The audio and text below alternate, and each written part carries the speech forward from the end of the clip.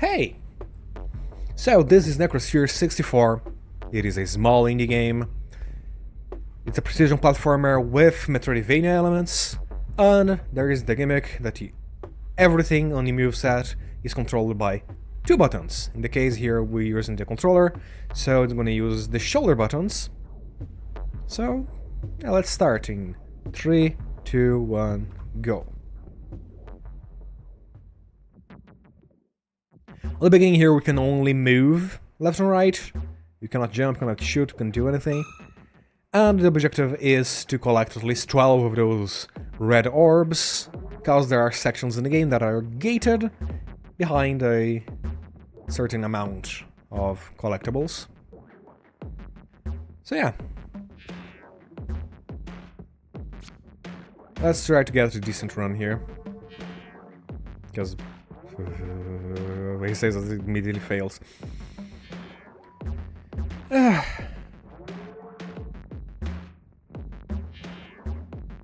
don't know if it affects me, but this is made on Construct, and apparently Construct, the game engine, ties physics to the frame rate.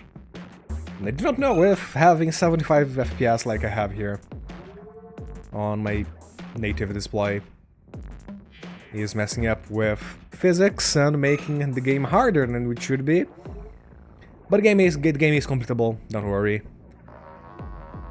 Okay, almost died there again. I always forgot that first green blob and just run straight into it. You're supposed to wait a bit and go over. But yeah.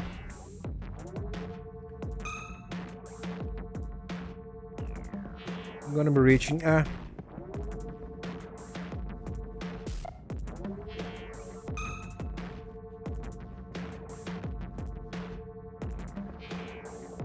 Like, every time I try this, I get worse and worse.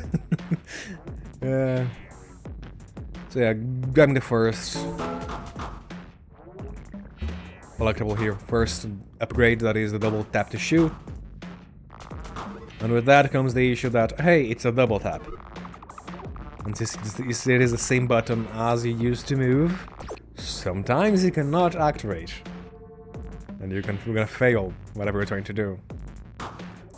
The gun also allows us to destroy the fuzzy blocks. Not know if it is being captured properly, but some of the tiles have this noise effect applied to them. Those are the destructible things you can have. So yeah, first boss. It will follow you on the first moment and bounce around a little bit. Then it's gonna do that, but fast. It's pretty much like DVD attack. Like, similar to DVD screensaver attack. For the basic pattern. So yeah.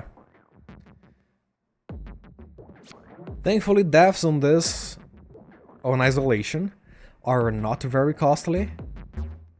The resurrection time is fairly quick. So we should not have major problems, unless we get stuck in the loop, which, because of the nature of the game being like a precision platformer, is quite common. Because you will be used to the things going smooth, and then suddenly you are taken out of what you used to have, and panic and miss a lot of inputs. But yeah. Have access to this now. And those white gates here are the reason why we are collecting the gems. In order to finish the game we need at least 12.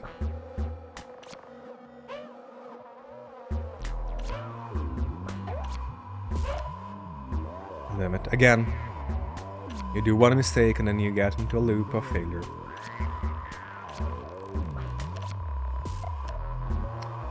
Can you please, game, work properly?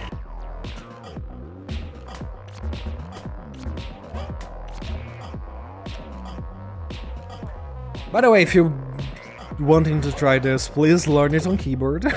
I think it might be easier to like separate the button presses. Cause I've been having a couple issues with controller, but it's too late for me. I don't think I could learn the keyboard now.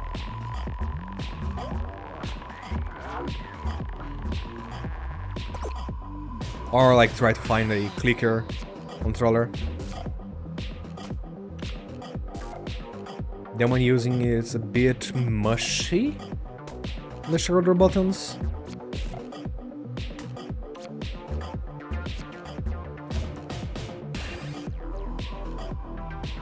And there is the FPS stuff that might make it wrong. So yeah. The purple boss, basically it starts the same as the green one. The difference that now it also has a shooting phase. So you can swap between the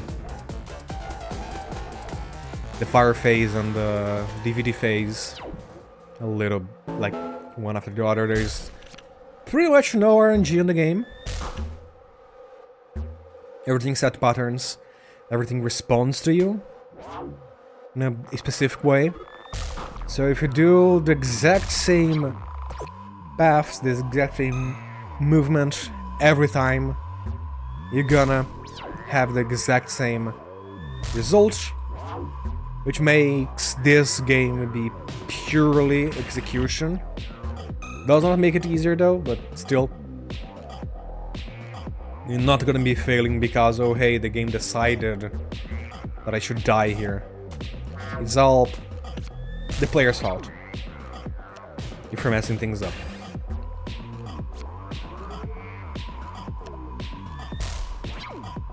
But yeah.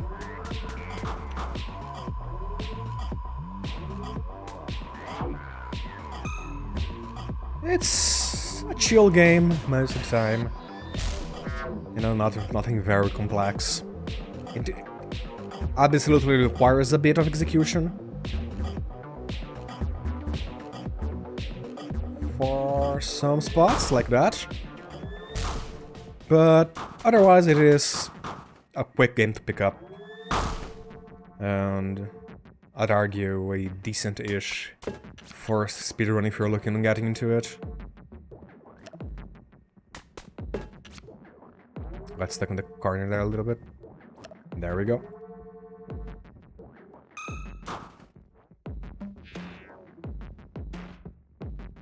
I suppose in this section go up there and return to the beginning of the game, but you can just break the block there with the diagonal shot that we just grabbed by holding both buttons. The second power up. So yeah.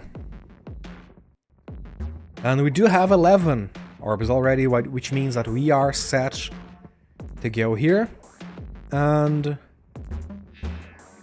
pretty much start the go mode for this. There we go, 12.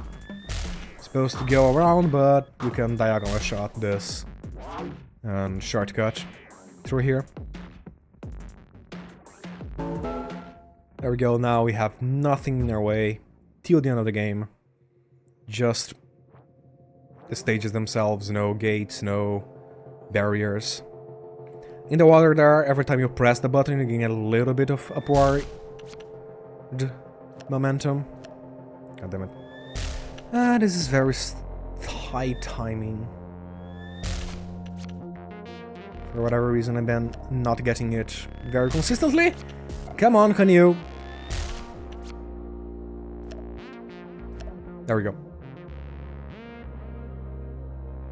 But you can mash the buttons to go up. If you just hold it, you fall very slowly. The green blobs are attracted in a certain range, so you do have to dive a little bit and to manipulate it properly.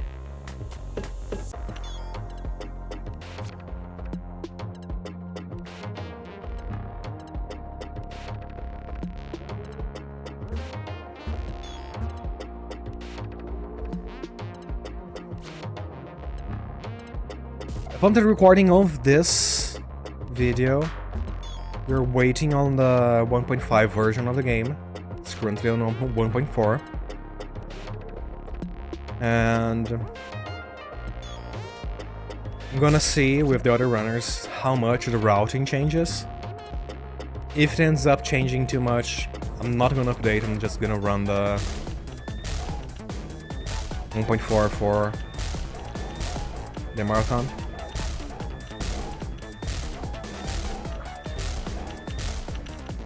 Then update afterwards. If it doesn't change, then just gonna update and don't bother.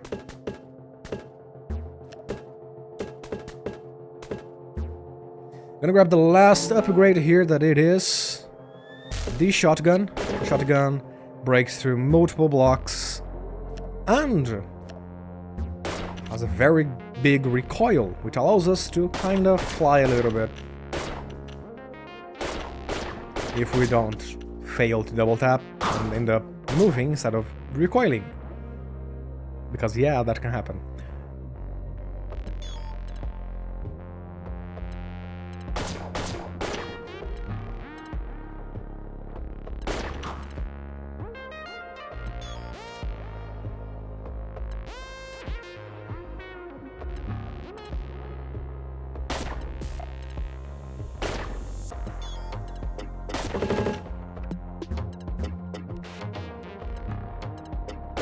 Actually met the devs at a games event we had here. Damn it. Basically the Brazil version of PAX.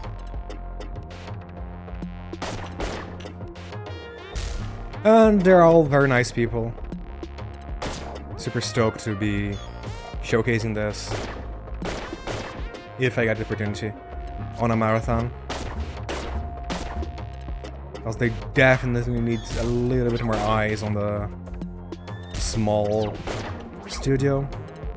It's called Any Percent, by the way. It's very much, oh hey, we want to make a speedrunning game. And they went and did it. A very good one, actually. So yeah, shout out to the folks on 90%.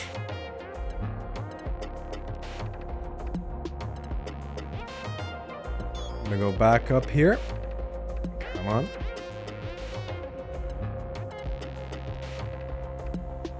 There we go.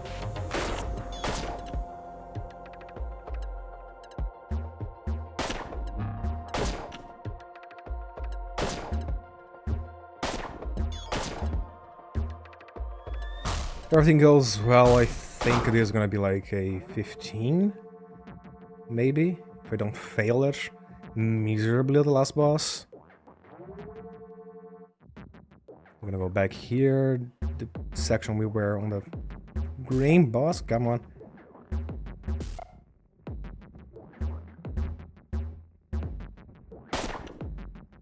Could take my time and make it a bit easier, but no, go fast. No, that's it. That stuff.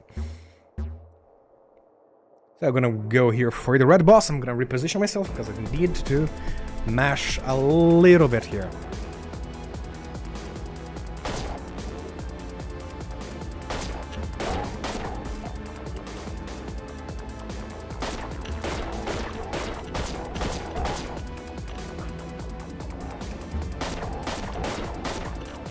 Oh, but yeah, the last boss has 3 phases.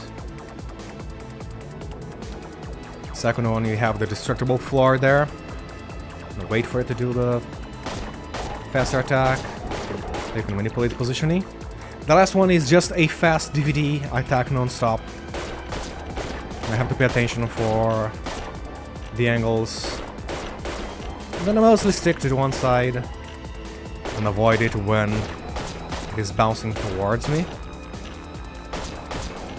I almost died there because I did a mistake in moving, but it's okay. Also, the heck is movementing? English, please. Can time this 1, 2, then time like that. This like escape gauntlet You might notice that we have a timer now. It's more than enough even if you're playing casually.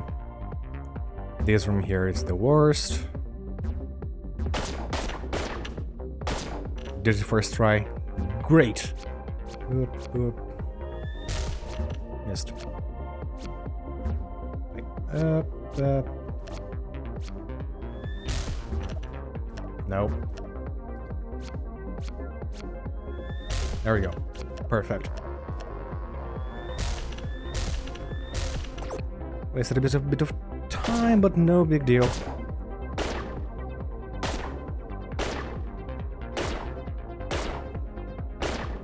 You need to exit the block and then re-enter in order for it to actually identify, and that's a 15, 17. Not the best run, where the record is like on the 11s to 12 range. But I'm still starting this run, so yeah, whatever.